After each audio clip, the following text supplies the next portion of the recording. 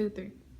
Hello everyone, my name is Romonica Caldwell. Just wanted to do a video because today is June 1st and June is officially home ownership month. So I just wanted to make sure that I could share some information with you guys to get you prepared for home ownership. So my goal is to be able to do 30 videos within 30 days each day of June so that you can be prepared for purchasing a home this year or maybe next year or even in years to come. So with today's topic, we're going to start with the 4 essential things you need in order to qualify for a home. So I typically get this question a lot. Okay, I want to buy a home, but I'm not really sure what I need to do. What's the process? Where do I start? So I want to give you 4 key tips that you'll be able to use to be able to get prepared for home ownership. Number 1, you want to make sure that your credit is relatively decent in terms of purchasing a home. Usually lenders are looking for a 640 credit score. You do have some lenders that have a little bit of flexibility. Some lenders can go as low as a 580 credit score, but typically you want to keep your score around a 640 or higher.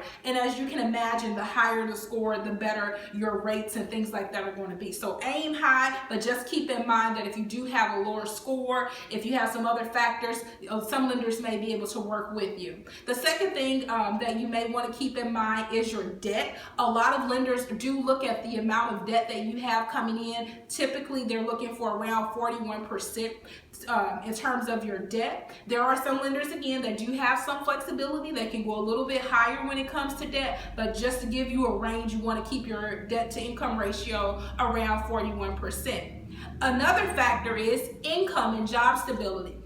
This is one thing that not a lot of individuals think about. You want to make sure that you've been on your job for at least 2 years, and your lender is going to ask you how long you've been on your job. I know they typically look for 2 years of job stability. And also another aspect of it is how much money you make is also relatively important. That typically determines what you'll be able to qualify for in terms of sales. I like to tell a lot of people that I talk to, just think about the 3% or 3 multiplied times 3. So for example, if you're making $60,000 a year, if you multiply that by 3, then you're probably going to get qualified for 180, give or take, depending on what your debt situation looks like. And then the last thing that you want to keep in mind, of course, is your down payment. Now, this is a very, very hot topic. I'm going to share some more videos later on, but I'll just give you the basics of down payment. So typically for your down payment, you are looking at 3.5% for FHA and 5% for conventional. There are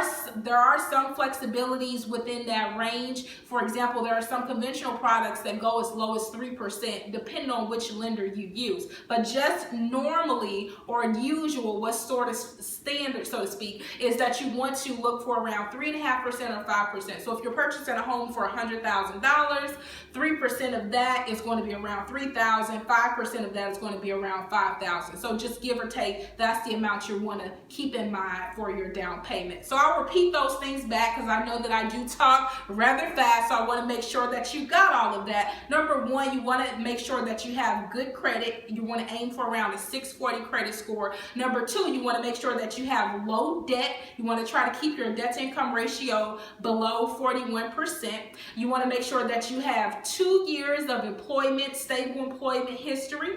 And then you want to make sure that you have some money saved up for your down payment. That's it. That's today's tip, guys. Just wanted to make sure that you know that. And if you have any questions, feel free to reach out to me. You can call me or text me. My cell phone number is 832-293-5385. I'm here to answer any real estate questions that you have. Talk to you later.